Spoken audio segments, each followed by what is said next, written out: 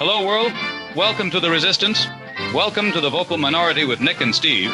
Thank you for being part of the 48%, the vocal minority. The revolution will not be televised. I repeat, the revolution will not be televised. It will, however, be podcast, because here in the club, we all fam. Take it away, boys. Taking it away. Welcome to the program. Welcome to the resistance, for crying out loud. We are the vocal minority with Nick and Steve. You are part of that vocal minority, right, Stephen?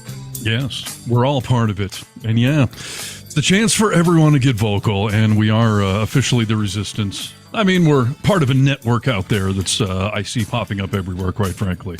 One of our searched terms on TikTok that was sending people to us was the resistance. How nice is that, dude? That it's catching on so quickly, like people understand the assignment. That's nice, right? Yeah, and that they're searching, like they're seeking that out, obviously. Like, I want to find the resistance. So they type it into the search, and we're one of the things that TikTok says, like, hey, these guys are self-identifying as the resistance, so go check them out.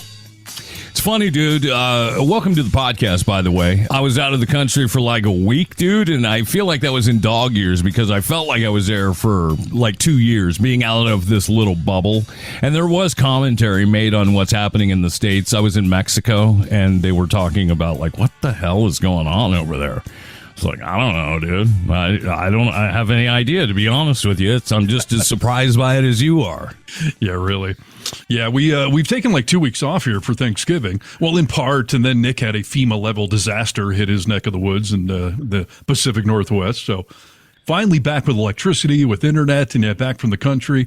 And I was going to ask you, like, were the Mexicans thinking we're all insane up here, or are they just worried we're essentially coming after them? I didn't get any of that, and not that it wasn't there, but they weren't sharing it with me if that's how they felt, but they were just more like, what the hell are you guys doing? Like, you have it so good, and why? Well, I mean, you've had it so good for so long. Like, even when it's like George W. Bush Republican, like, you still have it so good. Like, what the F are you guys doing? Yeah, that seems to be the common international sentiment of just, what in the hell are you people doing? And the only, I guess, small grain of hope that has made me feel better these last few weeks is we really have gone from this electoral landslide and a mandate down to an even slimmer margin than we realized. I know the electoral count hasn't changed, but Trump is officially under 50% on the popular vote. So we're 48-something%, and he's at 49-something%. So, yeah, you won. It's not this landslide mandate. It's really a pretty freaking narrow margin. It all tips slightly his way, but it is not some huge blowout. Yeah, see, I was talking to my brother, and he was like talking about like he won, on such a landslide, across the board. I was like, no, I mean, he got the electoral college, but he didn't win with a landslide popular vote. And in fact, at that time, they were like they were still counting some of the votes, and they were like, I don't think that he actually did win the popular vote. So it is such a tiny margin that, but you're not allowed to say that anymore. It gives me a little bit more hope in humanity, but not a lot. Yeah. Listen, he did win the popular vote, but not by 50% or more. Right. So, in other words, the majority of the country voted for somebody besides Donald Trump. And that does give me some solace. Because in the weeks after the election, there was all this talk about, are the Democrats just out in right field? Do we need to redo the entire party? Is everything we're doing wrong? Like, no, we lost the popular vote by about 1%. And the Electoral College in those swing states, we lost by 1% or 2%. And, it tipped his way. But, Reagan won an electoral landslide, like 500-something electoral votes. And that's just not the reality for Trump. And I don't think the Democrats should be saying that we just need to blow everything up because we lost by a percentage or so overall. Like, we are still in the minority. Yes, we are the vocal minority, all of us in that 48%. But let's not overreact here that we just need to redo everything, that liberalism is dead. We need to take a breath, dude. And I mean, it's definitely not dead. Did we do some things wrong? Sure. Happens with every election cycle that you can look back and say, oh, we should have done this, should have done that. And we don't even know if it would have helped. So this is the way that the chips fell on the table.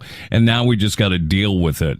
We're still seeing a ton of crazy shit coming out. And what are we, a couple 2 weeks or more from him even being sworn in. 3 weeks. Well, no, I mean, he's sworn in January 20th, so that's 6-7 weeks out. It's a month since the election.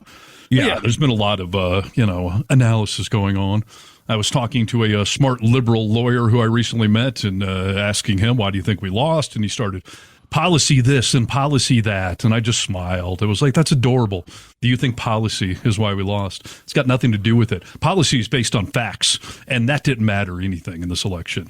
I more so, I know I said this a few weeks ago, but more than ever, this country, rural America, is not ready to elect a woman.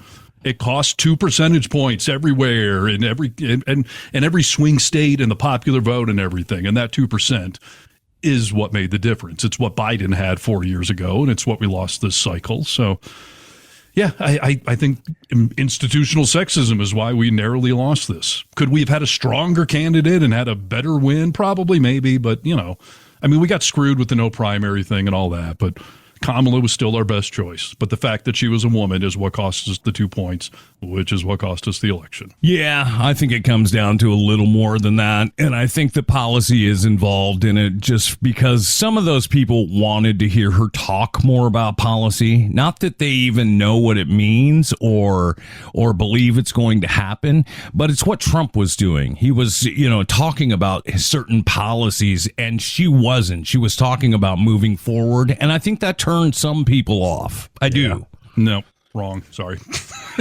The undecided voters, this narrow percentage, 5% of us that were still deciding up to election day, it was not about policy. Because first of all, Trump didn't have any policies. He just had these grand ideas of deporting everyone and, cutting taxes and whatnot. He didn't have any actual policies. That undecided margin came down to feelings. And they were feeling scared, and they were feeling like they didn't like Kamala, and they felt this and they felt that. Facts, policy wouldn't have changed anything in that percentage. Like I said, I don't think that the policies even had to be real and true. I think she needed to talk about them because the people that I know that were undecided, that voted for Trump, that's all they talked about.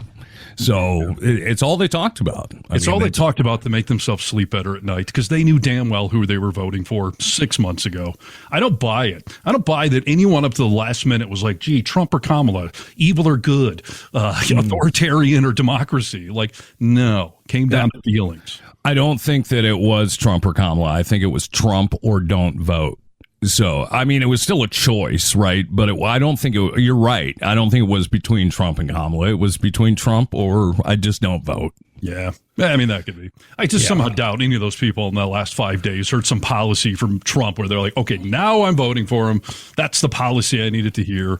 Or I heard a policy from Kamala I don't like, so I'm not voting for her. Like 45 on each side knew exactly who they were voting for. Probably 48 on each side knew exactly who they were voting for. And as we continue to see the, pardon my French, fuck around and find out side of TikTok and side of social media, it is a really kind of fun to watch. Like, oh, you're getting what you voted for. You're getting chaos. You're getting a circus. That's exactly what you voted for. We'll talk about a little bit more about that once we get into the news.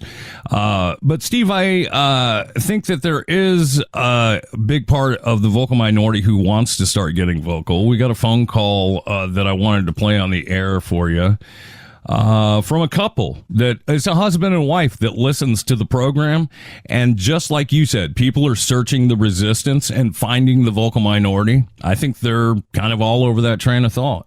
Yeah, that's great. And we should remind people, find out all our social media stuff, YouTube, TikTok, and Reddit. Those are our faves.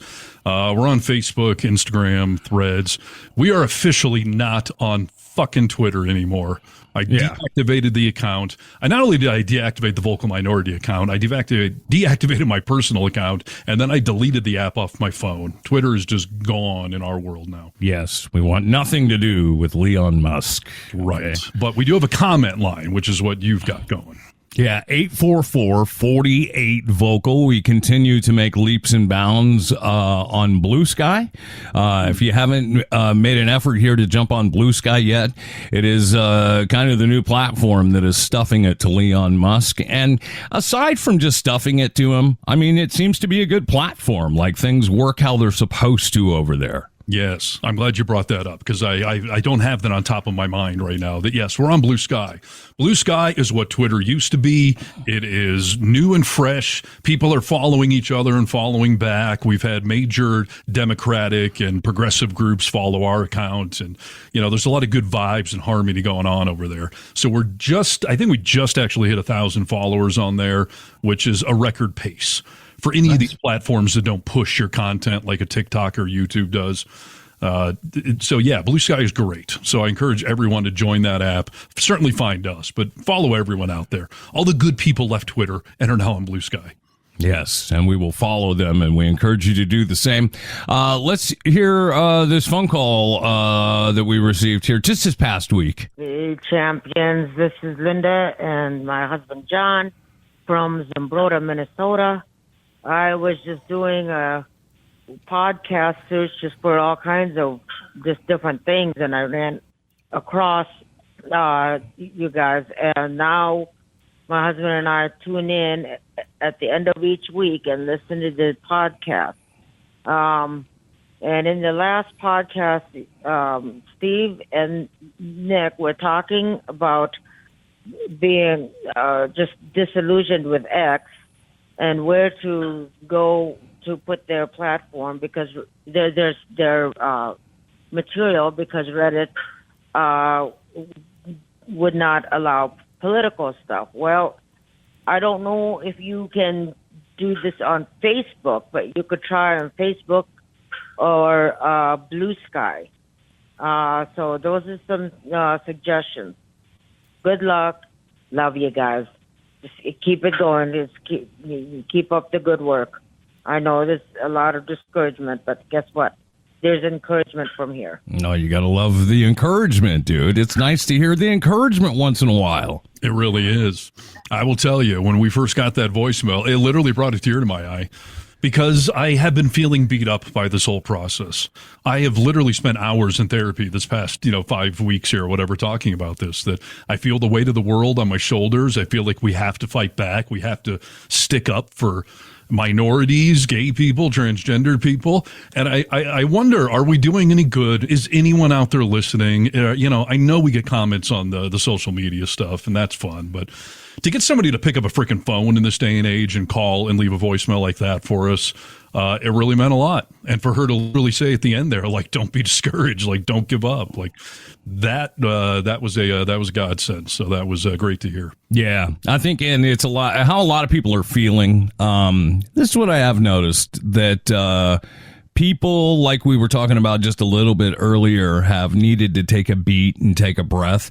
I've talked to a lot of people that I know are involved in the news and involved in politics and keeping up with the cycle that have said, like, I'm taking a little breather and just for their mental health. And I want to emphasize that I did that. And even doing this show, I mean, I kind of keep up with stuff, but I have pulled back for a time, but you have to remind yourself that you've got to jump back in because we cannot become complacent about what's going on and watch it all unfold and be just viewers in the audience. We need to participate for sure. I think it's been part of my issue is I didn't pull back. I mean, I just rolled right from election night back into this. And part of it is because I've seen people in my life, my daughter being probably one of the top on my list of just being hurt and crushed by this. I haven't told you this yet, Nick, but I was talking to my good buddy Emily back in Michigan. She's a teacher. She teaches special ed. And if the Department of Education goes away, the first thing, the number one thing that schools will lose funding for is special education. So not only is she worried about her own job, but she is just beat up by everything she's seeing from gay rights, gender, all of this stuff. She is literally applying for jobs outside of the country.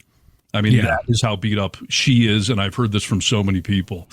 So, yeah, it was hard to take a breath, and I really didn't. I'm seeing people come back into the cycle. David Pakman, the day or two after the election, was talking about hemorrhaging subscribers, and a lot of people were trying to beat up the liberals of like, oh, you're all bandit ship. And Pakman was on Piers Morgan, and Morgan tried to call him out. You said you're losing subscribers. And Packman said, that's right. For the first week I was. Now we've gained them back, and we're gaining even more because people are now getting reinvigorated. They want to be part of the resistance. They want to be part of the accountability. So it's part of what we're here for, and it's great to hear from someone like that. And middle of nowhere, Minnesota, that has sought us out, is feeling motivated by what we're doing and took time to call us. That's great. Yeah. No, we appreciate it. You can leave your own comment. 844-48-VOCAL. That's available anytime, all the time. Let's jump into a little news. Shall we do it? Yep. This is Need to Know News. News you need to know. Hello, Americans. This is Paul Harvey. Stand by for news. Steve Harness. Yes, indeed. All right, I think we got to start off with the big thing that the world is talking about, but liberals seem a little divided on, and what's the right answer? But your penis? Start off with no, the jury's not out on that. That's a home run hit. I think we all agree. Okay. I just heard the big thing, and I thought, maybe he's talking about his penis. I'm not sure. Yeah, exactly. So let's start off with the comedic side to it, and then I'll get to our actual thoughts on things here. So Marjorie Taylor Greene wants a blanket pardon, and everyone's asking the same question.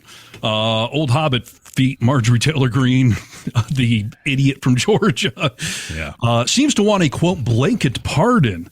And her critics are all asking the same question. Why would that be? Greene was among many critical of President Joe Biden for pardoning his son, Hunter Biden. The conspiracy theorist lawmaker just yesterday, actually, said the Democrats are now playing the pardon game so that she says we should do the same thing. Can we just get a blanket pardon for all of us? But keep in mind, Greene was reportedly one of at least 5 lawmakers who sought pardons from Trump when he left office in 2021. She's saying that's all gossip and lies, but, I would never ask for a pardon because I haven't done anything illegal. So why would somebody ask for a blanket pardon for all of us, especially when your team's about to take over? Great question. Great question. There's no great answer, but obviously a guilty conscience is speaking loud and clear right there. So that's fun. Yeah, that's, look, what can the imagination think about here? She's had to do some illegal shit. She's just crazy enough that we listen to her talk about nutso things all the time. So you think what we don't hear, maybe she's done some illegal stuff, and yeah, it'd be nice to just have a blanket pardon, but this all pisses me off with Joe Biden pardoning Hunter. Does it piss you off? I mean, are you upset about the pearl clutching? He said he wasn't going to do it and he did it. Yeah, I have a variety of opinions on the topic, but I mean, here's my succinct answer, I guess. I'm disappointed that Biden did that. I am going to denounce it. I'm not going to give up the moral high ground on this pardon game the presidents are playing. I don't think he should have done it at all. Hunter, was he unfairly sought out? Probably. But we have a legal system with accountability. You got a judge, you got a jury, you got lawyers, there's an appeals process, everything we've been saying to the Trump team for the last, year or two with his thing. So no, I don't think Biden should have done it, and I'm not happy about it. But only the 48% of us that voted blue in this election get to say a goddamn word about it.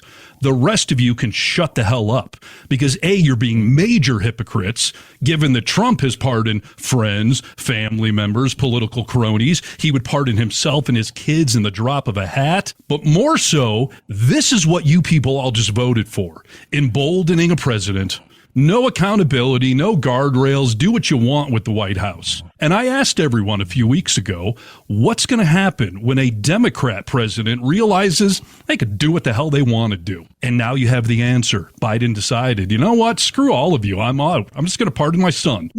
Vote around and find out. This is what we've emboldened. Presidents, they could do what they want. So I denounce it, but it's what everyone has given presidents the power to do. I do not denounce it, all right? And because I'm putting myself in the position, all right? So Biden, I don't think had intention of pardoning his son. Mm-hmm. I think that it all kind of fell into place, obviously, when he looks at all the pardons that Trump has done.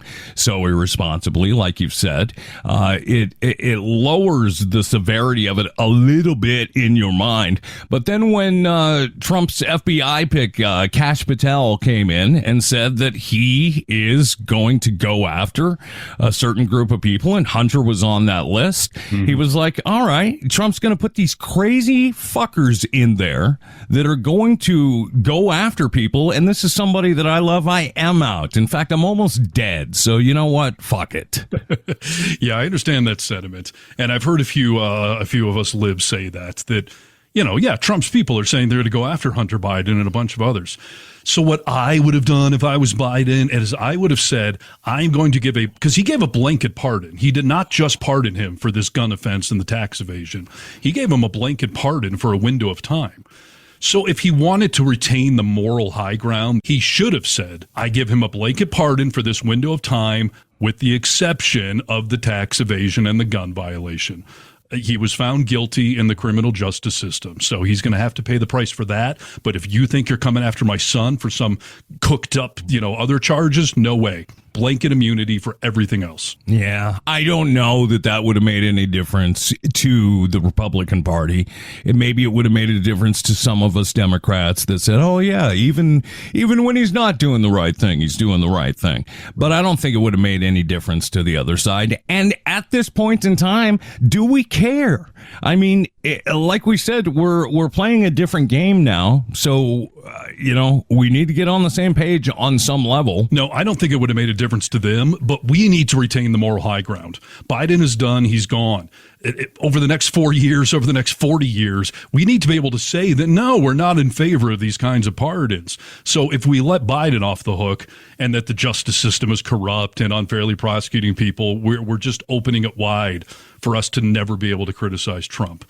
So the other thing that Biden should have done, and hopefully will still do, is instead of saying, I'm afraid Trump's people are coming after Hunter Biden, so I'm going to give him blanket immunity, he should have said, I'm afraid Trump's cronies are coming after a laundry list of people that have worked for me. So I get blanket immunity to Hunter Biden, to Jack Smith, to Robert Mueller, to Christopher Wray, to Merrick Garland. Like, just no way, you're not coming after anyone in my circle. Everyone gets blanket immunity. When you only do it for your son, then of course it reeks of nepotism and favoritism.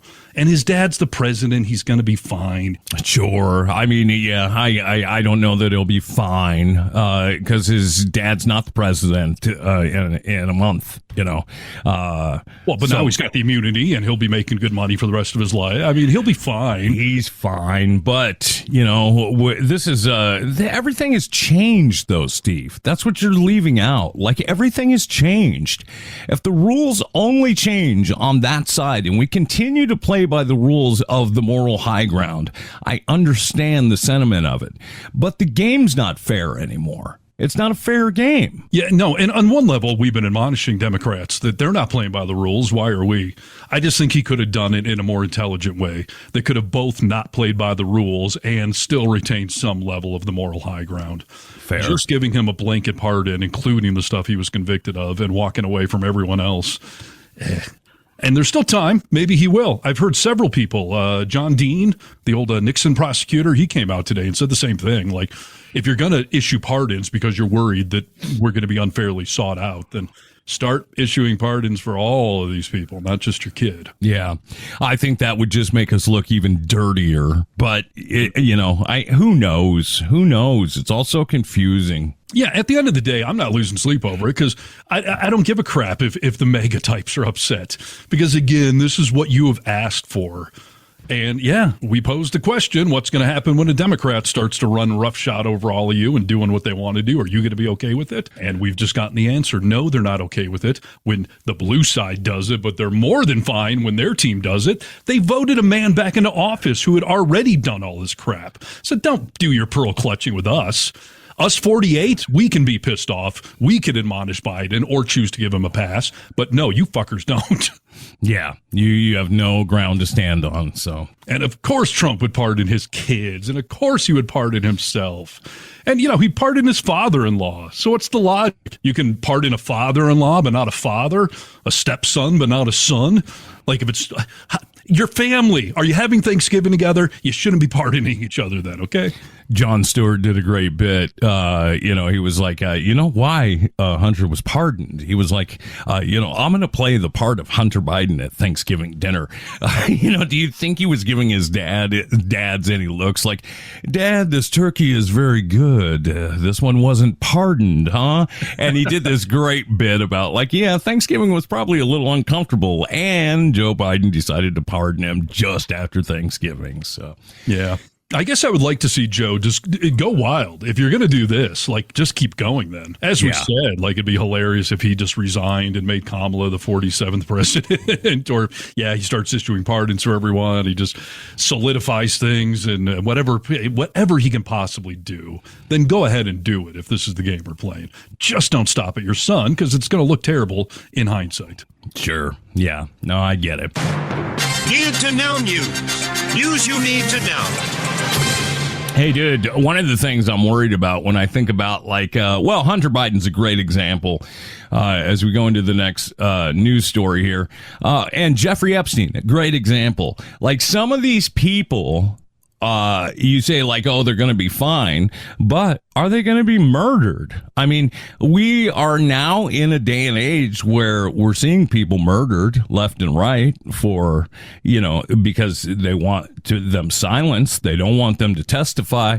They don't want them to do this. Did you hear the news story of the United Healthcare CEO who was killed in New York this morning? I did. It appears to be a targeted execution at point blank range. I will say, though, why is everyone pissed at him? Well, that's what we need to get to the bottom of. Here is a bit of reporting on what happened if you are unfamiliar with the story of Brian Thompson. Even for New York City, this is a brazen murder that happened in broad daylight. Just before 7 o'clock this morning, police are telling us that Brian Thompson, who is the CEO of the health insurance wing of United Healthcare, was walking up to the Hilton. It's 6th Avenue between 53rd and 54th. Very close to Radio City, very close to the Christmas tree that everyone comes to see at tourist destinations. That lighting is tonight, too, so there's more security in the area. This CEO was walking up. There was an investors conference there in the Hilton. He was not staying there, but he was just walking up there. A witness tells our affiliate WABC here in New York City that they saw a man dressed in all black with a black ski mask on, waiting outside the Hilton, fired a gun several times, hit this 50-year-old man, Brian Thompson, in the chest. And he was rushed to the hospital, later died at the hospital. Police are telling us this looks to be a targeted attack. Of course it's a targeted attack. The guy that was standing all in black in the black ski mask, oddly enough, was sitting out in front of the Hilton for 10 minutes waiting for him to show up. I don't think this was a real professional assassination. So what I'm thinking here is that maybe this was someone that was pissed off from maybe their parent died and they didn't get coverage. They didn't get the coverage they needed out of United Healthcare, whatever. But there is a reason that this guy was targeted, right? One would assume. And by the way, this is the problem with the post-COVID era. Somebody standing on the street wearing a mask nowadays, that used to be a giant red flag. And now it's somewhat accepted as he must be a COVID, freak still. He's worried about it. Well, in all fairness, this was a ski mask, so it's a little bit different than an N94, but you're right. I mean, it's become so much more acceptable, even with a ski mask, to walk into a retailer, right? Where that would have never been okay before, so... Yeah. Listen, I mean, obviously we got to figure out what's really going on here. Was it some sort of personal thing like that? Grandma was denied coverage and died or something? Or is this an anti-union thing, an anti-big health care thing? Is this a pissed off MAGA? Is it a pissed off liberal? Right. But your overall point of increase in public violence and attempted assassinations, I mean, we already saw it during the election of 2, debatably 3 assassination attempts on Trump. And I think there's always an assumption that it's the liberals that are going to get assassinated. I think the temperature is so high in this country right now that nobody is safe, and everyone should be worried about random acts of violence, especially heading into the next 4 years as we turn up discriminations and deportations and everything else. So, yeah, it's a big worry. 100% agree with you. And you have to start thinking about, when is the DOJ, when is the FBI going to get on board with, not necessarily in this case, but with Epstein's a great example. Like, obviously he was in prison, but, that had to be an inside job on some level. Yes. The more and more I'm watching these shows, there's a brand new show on Paramount Plus called The Agency. Okay, it's about all this type of shit, handling stuff like that. Like, we got to kill this guy, we got to do that. It shows such a realistic side of what happens in this country that you and I have no idea about the things that happen in this country. And as we see a little light shed on some of the people being murdered, it's very eye-opening. Yeah, which makes me even more nervous as the Trumpers start to take over the government, because if that kind of stuff is going on and masquerading underneath some of these other public shootings and whatnot, then yeah, that's not going to go in a very good direction, to say the least. I mean, the Epstein thing had to have been an inside job to get access to him in prison in a locked cell. This thing on the street, it could have just been some random one-off pissed off person. It could have been a mafia thing. I hesitate to get into this government conspiracy stuff. Sure. Because, it's straight up conspiracy theory stuff, and it's easy to dismiss too many things. When we posted the video a couple of weeks ago about those neo-Nazis marching in Ohio, Saturday afternoon, broad daylight, screaming racist things, intimidating people. Yeah. The number one mega response to that in the comment section was, those are feds. Those are Biden's feds that he sent out into the streets to try to make Trumpers look bad, to try to disrupt everything. Like, those aren't real Nazis. It's the Democrat feds going out there. As soon as you go down that rabbit hole, then you can't have a discussion about any of this, because then none of it's tangible, none of it's real. There are no bad guys. Everything's a conspiracy. Say that to my brother all the time, dude, that you're 100% right that when you start going down all these rabbit holes, nothing's real anymore. And that is inherently dangerous for you and your mind and the people that your family, everyone around you. That is really super dangerous. So to hold on to a bit of reality, and it's okay to question things, it's okay to investigate things, but to believe things and spread things without factual data is more now dangerous than I believe it ever has been. Yeah, you can't make that your first assumption. I saw a comedian, TikTok or whatever. He made a great joke about that. If you believe in every conspiracy theory, you're a moron. But if you don't believe in any conspiracy theory, you're gullible. Right. In other words, yeah, the government does do some shady things. Of course, there have been conspiracies, but not everything is. And as with most government conspiracies, I never can accept the fact that it never leaks. No one ever rats on the other.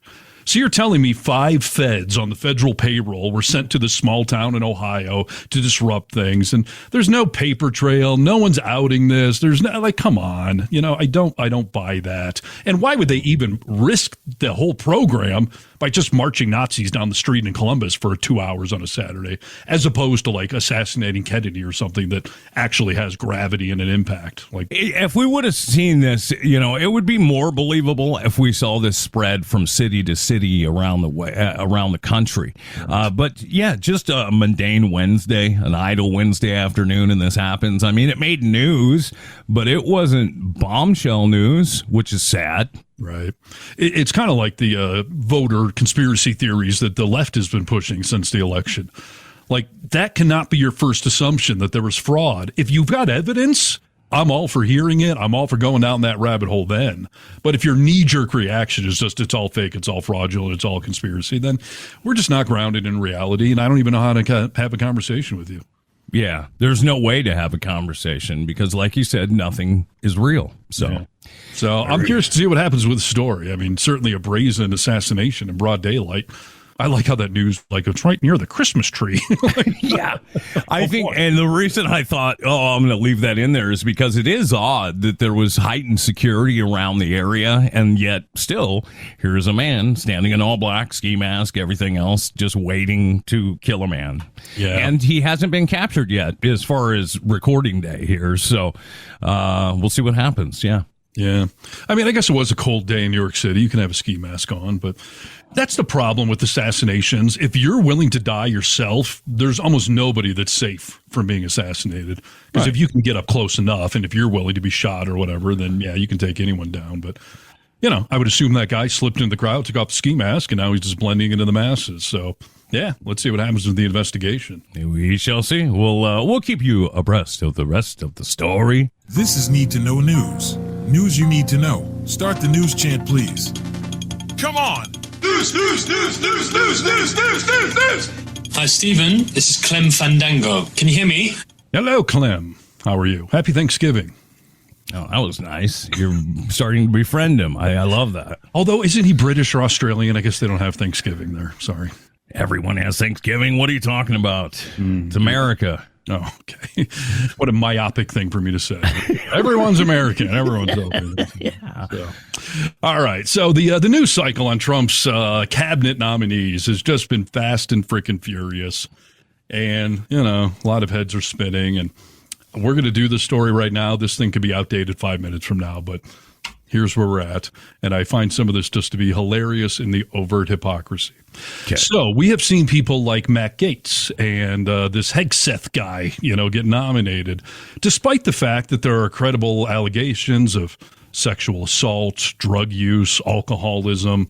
Hegseth's own mother wrote an email that the guy's a repeat sexual offender. Fox News has said they're worried about his over drinking. He's been thrown out of political events for being drunk and for harassing women. But does that seem to matter to any mega type out there? No, dude. And let me just throw this in while you're talking about Pete Hegseth, because he was on the side of those J.D. Vance. This doesn't seem to matter to MAGA either. It's typical Trump.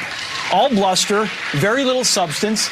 He talks a tough game, but then when pressed on it, he's an armchair tough guy. I hate to say it, but this is a guy who said that John McCain is not a war hero, yet he sought his own 5 military deferments. So he wasn't even a fan of Trump, but yes, now he has kissed the ring, so all is well in the world. Which is so common and crazy. Like you said, J.D. Vance calling Trump Hitler, and Hegseth was, ridiculing Trump there. And they all seem to come around when it benefits them and they need to kiss the ring and they see an opportunity for self-advancement. One of my favorite hypocrites on this planet, Mr. Ted Cruz, he was admonishing Morning Joe for going down to Mar-a-Lago and kissing the ring. And we all admonish Morning Joe too, but we're not hypocrites, right? Right. Do we all recall that Trump went off on Ted Cruz, accused his father of being part of the JFK assassination, ridiculed Ted Cruz's wife, and Ted Cruz said that Trump was a narcissist and a liar and should never be elected into office.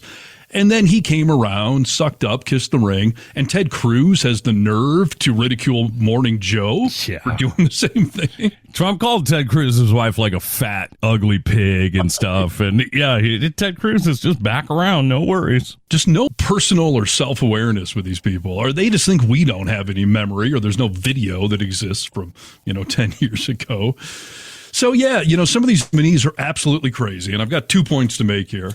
One, I find it hilarious that somebody like Matt Gaetz, okay, he came out and all the mega types defended him up and down. We don't care about sexual assault allegations, trafficking minors for sex across state lines, doing blow with them. We defend. He's perfect. It's not a big deal. And then Matt Gaetz even realizes he's in over his head. He's not going to probably get nominated, so he withdraws. He couldn't even defend himself. No. Which then leaves all of these megatypes just standing there holding the bag. Like, we've been defending you vehemently for a couple of weeks, and now you pull yourself out? You know how dumb that makes them look? Oh, yes, 100%, which is, I think, why Pete Hegseth hasn't pulled himself out yet, is because he's going to make them look dumb, too, because they've all been defending him. Yes. So Pete Hegseth has been up on Capitol Hill making the rounds, trying to rally support. He's been telling reporters, denying everything. One of the Trump campaign people came out a day or two ago and said that there is, quote, no reason to not vote for, Pete Hegseth. Like, no reason. He's fine. Allegations, false, means nothing. Well, now it comes out today in the news cycle that President-elect Donald Trump is considering replacing Fox News host Pete Hegseth with who? Ron DeSantis to be the head of the DOD. So we'll see if this actually comes to fruition. But the fact that the New York Times is even reporting on the fact that they're talking about replacing Hegseth just tells you again, they even realize they can't defend the guy, but they're leaving all these MAGA types out to dry. You keep defending him. We're about to secretly pull him off that list. And you're all going to, again, look like fools because none of you can say that the sky is blue. Will they get tired of it is the question, because, I mean, his replacement thought is, as far as I know, Ron DeSanctimonious. Like, he's hated this guy too. So now when Ron gets in there and MAGA says, oh, he's great, we don't care, anything, are they going to get tired of it is my question. I don't think so. Because the cult people out there, they will defend Trump vehemently up and down. They don't see the light of day. And then, yes, the MAGA world's making them look dumb by pulling some of these people back. But just to put even more of a spotlight on their hypocrisy, there's a news story that's come out today that it's not getting a lot of attention. I just find it hilarious in the overt hypocrisy of the right. The Trump nominee for DEA drops out after right-wing outrage. Sheriff Chad Cronister, President Donald Trump's elect, he was picked to be the head of the DEA. He has withdrawn himself from consideration after right-wing outrage. Over what, you ask? Did he sexually assault someone? Is he a drug addict? Is he a raging alcoholic? No. He defended COVID lockdowns and defended COVID all of the COVID restrictions that were put in place. When this guy was sheriff, he was enforcing them in his little town. He actually arrested a pastor for refusing to not hold public services. So because this guy stood up for science and government mandates when it comes to COVID restrictions, that is a bridge too far for MAGA. He's also on top of that on video promoting a pride parade in his community and saying that, love and equality is something we should all strive for. And you're right, the right-wing MAGA crowd despises that. Yes. This guy described himself as a centrist. And the MAGA they don't want a centrist. They need a right-wing conspiracy theory nut job. They'll defend sexual assault, drug use, alcoholism, having sex with minors. But if you believe in COVID, if you believe in a pride parade should happen, no way, you're out of here. Yeah, be gone. We want nothing to do with you. I mean, it really hurts my brain. I thought there was nothing that they would ever denounce a Trump nominee over. But it turns out because this guy just simply went with the science of COVID or the logic that a pride parade is, of course, fine to have happen. Nope. Run that guy out of town on rails. But keep the sexual assault people and the drug addicts and the alcohol. They're fine. But not someone who believes in COVID restrictions. How dare you? That other stuff is just alleged, Steve. That is just alleged, okay? Right. Oh, my gosh. So, yeah, that is insane. While we're on topic, do you want to talk about some of these other nominees that are just crazy we're adding to the junk drawer? Are you done? Yeah. Okay. I mean, listen, I've heard a lot of people say that maybe Trump is playing three-dimensional chess. Maybe he put Matt Gaetz and Hegseth out so that they could take all of the heat, and then we wouldn't notice all of these other people being slipped by us. And no one in MAGA world is smart enough for three-dimensional chess. These are the people they want. But even they are seeing that maybe there is some level of limitations. But, yeah, so who else would you like to highlight of the clown car they're sending to D.C.? Yeah, let's all ask for the help of Rachel Maddow on some of this stuff, and then we can talk about some of it. Let's see here. Trump pardoned a family member and then named him ambassador to France. A man who has no qualifications whatsoever to be America's ambassador to France. All right. Do you know who she's talking about there? Yeah, it's Jared Kushner's dad. Yeah, this is Jared Kushner's dad. And when you were talking about pardons earlier on the program, Trump has pardoned Charles Kushner previously. He went to jail for a bunch of shady shit, tax evasion, campaign finance fraud, stuff like that. Trump pardoned him and is now bringing him into the mix. Why wouldn't he do it? Because, I mean, like Rachel Maddow says, like maybe he speaks excellent French, who knows? I mean, other than that, that, he has no qualifications for this. He has none. No. It's a classic political appointee kind of thing of go be the ambassador to Uganda or something. Like, I'm just going to give you a job to give you a job, which makes you wonder, what does the Kushners have on Trump? Because he already pardoned the guy and did him a favor. Like, now you're going to highlight him and make him an ambassador for our country? Like, so he's in the junk drawer. The Surgeon General Trump just announced. She is a random doctor from the Fox News channel who has her own celebrity line of vitamins. She has no apparent qualifications for being Surgeon General at all, other than the fact that she's a doctor, and she's the sister-in-law of the guy who he just named to be National Security Advisor. So sure, obviously, why not? All right, so there's more favors that he's doing. You think, have you ever heard of the name Nishwat? That sounds like some obscenity you just No, Dr. Nishwat, dude. She's a fierce advocate and strong communicator for preventative medicine and public health. That's why Trump picked her.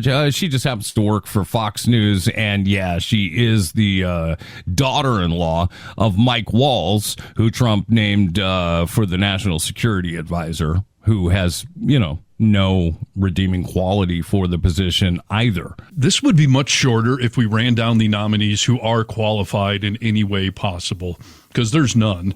He's obviously just appointing people that he wants to destroy the things they're being put in charge of. Dude, it is crazy to me that you're exactly right. It would be a moment of silence if we talked about anyone that was qualified. Yeah. The guy he's just named to lead the Navy has zero experience with the U.S. Navy or with literally anything having to do with any part of the United States military. But the guy did hold a $12 million fundraiser for Trump at his multi-million-dollar home, which famously features a mirrored floor. So, you can see up people's skirts while they're standing in the living room at the fundraiser. You think I'm kidding? Look it up.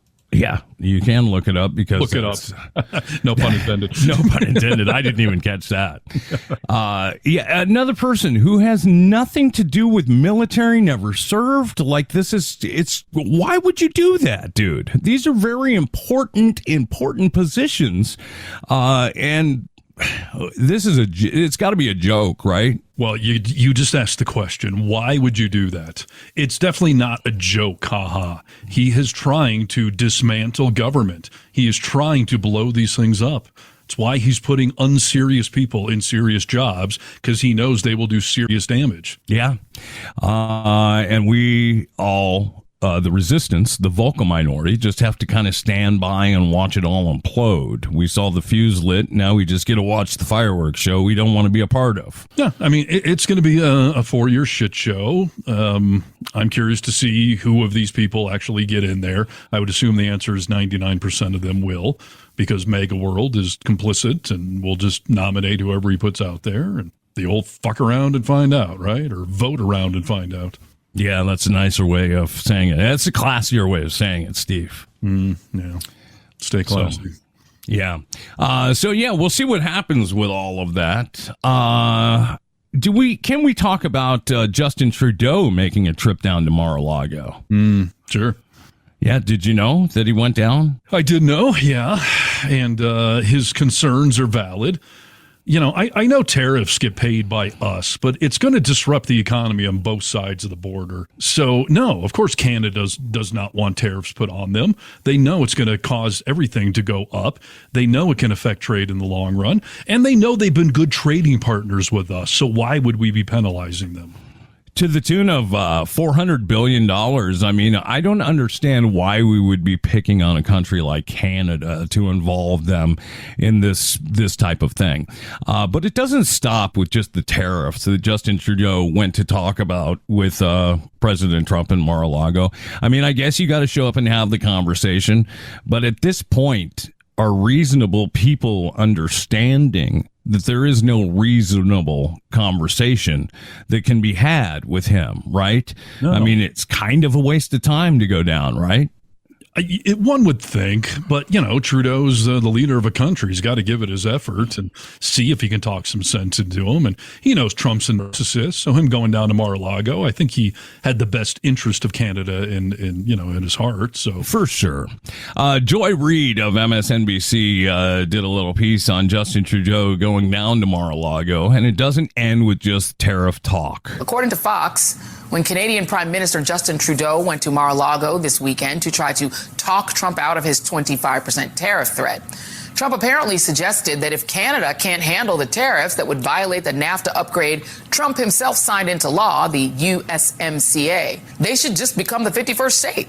Just become this 51st state instead and allow Trudeau to be reduced to governor of the state of Canada, which caused the Prime Minister and others to laugh nervously. And while some are writing that off as just a joke, just a few hours ago, Trump posted this obviously AI photo of him standing on a mountaintop next to the Canadian flag, looking off into the distance with the caption, "Oh, Canada." And for the record, he appears to be looking at the Matterhorn, which is on the border between Switzerland and Italy, not Canada. I'm glad she pointed that out because I was going to say that. Like, even in a fake AI picture, these mega morons can't pick the right mountain range. They pick a mountain in Switzerland trying to say it's Canada. But he doesn't have people to get that shit right. Okay. Like, you're talking about, the head of the FBI, DOJ, all this stuff. Like, we can't get where he's at in a picture correct. So. Yeah. Listen, I know Trump makes a lot of jokes, but they're all because they're on the top of his mind. And he thinks he has the upper hand in all of this. I would encourage Trudeau and Mexico and China, like if your employees to say they're going to strike, you can wait them out. Trump is going to implode. He's going to screw our economy up. So Canada, just ride this out. You'll be fine because it's going to catch up with them. He cannot defy the laws of economics. He just can't. No. I was talking to my brother, about tariffs and, how this is all going down and asking him as a Trump voter if, he's on board and happy with all the tariff talk of what's going to be happening. He was like, it would be nice for us to be able to have some of that stuff returned to the U.S., and I was like, yeah, that'd be great, dude, if it was affordable. Like, but are you ready to pay for it? Like, no matter if we're just going to be paying higher prices on all this stuff that is tariffed, or it does come back to the U.S., either way, you're going to have to be paying higher prices, which is, I thought, why you voted for him was to pay lower prices on shit. Right. Cost of groceries and goods and labor, everything's gone up. So that's why we're voting for Trump, because we hate Biden and Kamala. And I've heard some megatypes admit that, yes, tariffs will make everything cost more, but that'll motivate America to make those products. So I'm willing to pay more if it's to buy an American product. So on one level, I'll give you credit. You're admitting the tariffs will drive prices up on everything, and you're willing to pay it if it's going to be Team America now making the stuff. But you seem to be forgetting the fact that if tariffs go into effect on January 20th and some company decides, you know what, I'm going to build a factory here in America and start making the stuff myself, that will take years to get factories built and up and running and into the supply chain and everything else. So you're willing to just screw our economy for years in the hopes that these companies decide to build all new factories and still, have higher cost of goods and inflationary practices just so you can feel better about disrupting the whole system and paying more. And BT dubs, dude, I don't know if you're aware of this, but some things currently are made in America. In fact, I would implore you, when you're looking at a shirt or you're looking at a tie or a camping trailer, you can go seek out the stuff that's made in America. There's usually a big old American flag on it, made in the USA. Like, you can find that shit now, but you're not buying it because it's more expensive. We have higher labor costs here. Everything costs more. So, you can buy that stuff now if that's your goal. Yeah, never forget that all the mega merchandise is made in China. China. It's on all of those hats, all of those T-shirts, because, yes, things are cheaper over there, and it makes sense to lower your margins and lower your expenses. And this notion that somehow if American companies, so if an American company is making the same widget as a Canadian company, if somehow Canada stops making them because we're charging them tariffs, that doesn't lower the cost of production for the American company. And I don't know any company that's just going to be like selfless and be like, oh, we lost a competitor. Well, now we're going to charge you Americans less. Like, that's not what capitalism is. So it's not going to make an American company charge you any less. No, you've had the option to do it. You don't want to mess around with China, but you buy stuff from China every single day, and you like it. You like it without admitting it and saying, like, I proudly buy from China. You like those lower prices that you get. Yeah. And again, you can't just change the supply chains right away. I even saw an interview with Elon Musk from a while back saying that, you know, tariffs can motivate somebody to move a factory to America, but not on day one. You got to tell someone we're going to put tariffs in place in 2 years. So you got 2 years to move your factories here. He even said, literally, you can't do it on day one. But that is, of course, what Trump is proposing to do. And not only do we have the tariffs that can be inflationary, but if we deport all of our farm workers and people building homes and whatnot, you're going to have double-sided inflationary things coming our way, from a lack of labor to increased cost of goods and importing. I know that a lot of Americans like to think that, you know, yes, we are a powerhouse nation, okay? But you like to look at every other country as weaklings that, you know, they can't find. What can they do? What, you know, they can do a lot. China has already put out a ban of exporting high-tech materials. A lot of what goes into our military applications and our cell phones and our TVs. In fact, there's a list that people have put out that said, you know what, here's a great thing, a list of things to buy yourself before Trump takes office, because they're all going to get much more expensive after he gets in.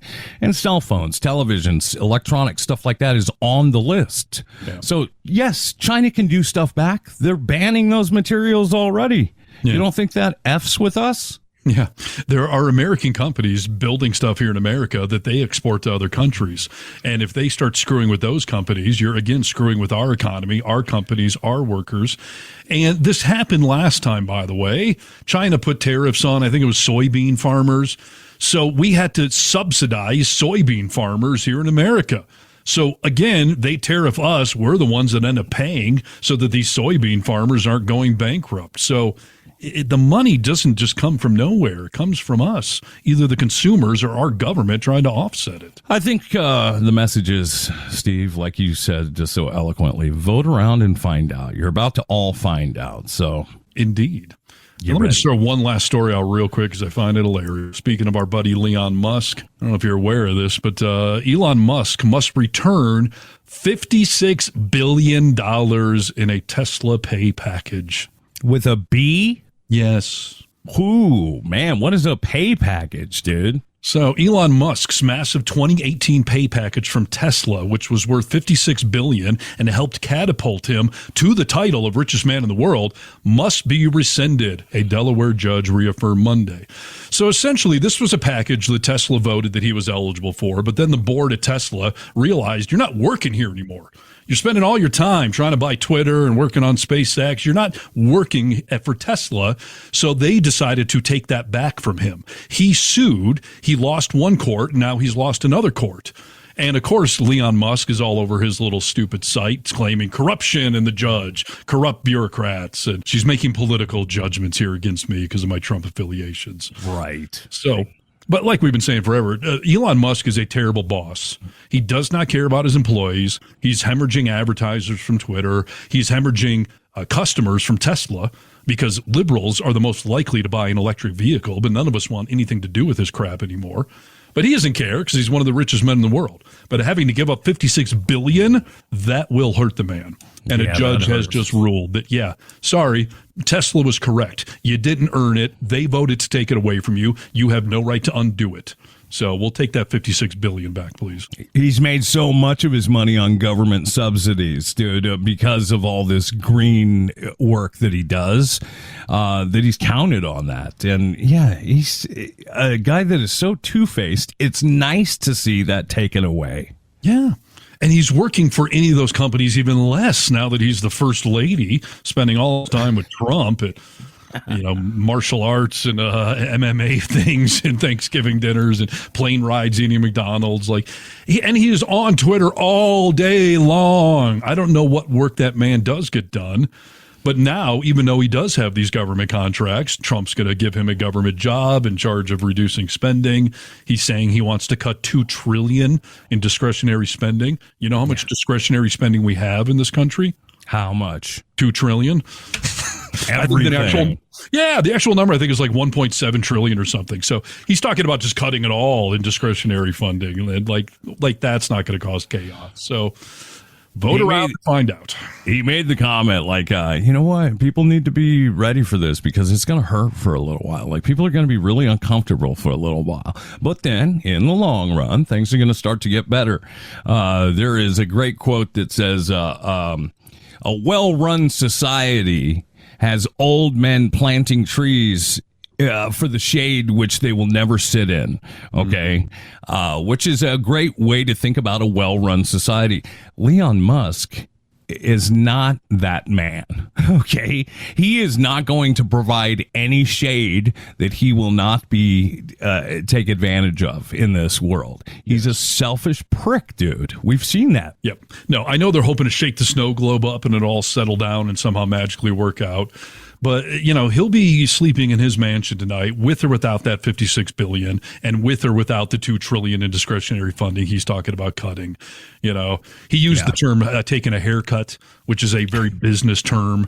You know, that means we're going to have to, it's going to hurt a little because we're going to have to cut, you know, spending or raises or bonuses or whatever. Sure.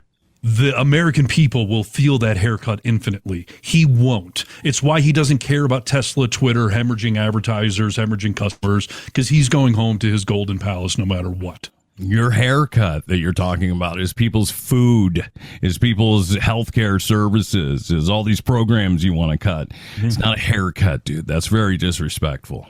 And I keep hearing conservatives like, oh, he's not really going to deport all these people. He's not really going to cut special education funding. Like, no, come on. He's not really going to do that. Well, vote around and find out. Just stay tuned and you tell me when special ed gets cut, when Social Security benefits, unemployment benefits, farm subsidies, all of this discretionary spending that goes into real communities that you don't think has an effect, you're going to see it when it goes away, and you're not going to be happy about your haircut, and you're not going to be willing to wait 10, 20 years for hopefully this all to somehow balance out someday. That's right. Join the resistance, for crying out loud. You can do that just by listening to this podcast and then taking a little action, becoming part of the vocal minority. This is the vocal minority with Nick and Steve, and we have all kinds of ways that you can join in the fun. Indeed. TikTok, YouTube, Reddit. Those are our faves in the social media world. So find our stuff, comment, like, share, all that stuff. We're on all the other social medias except that Twitter X thing that's dead to us. And we have a comment line as well. Yes, call us anytime at 844-48-VOCAL. This is the Vocal Minority with Nick and Steve. A couple of podcasts each and every week, like she'll tell you now. Hello, my mini champions. It's your favorite old bag, Betty White. This has been a production of the Vocal Minority with Nick and Steve. New podcasts are released twice a week. Don't forget to watch The Golden Girls wherever great TV is watched.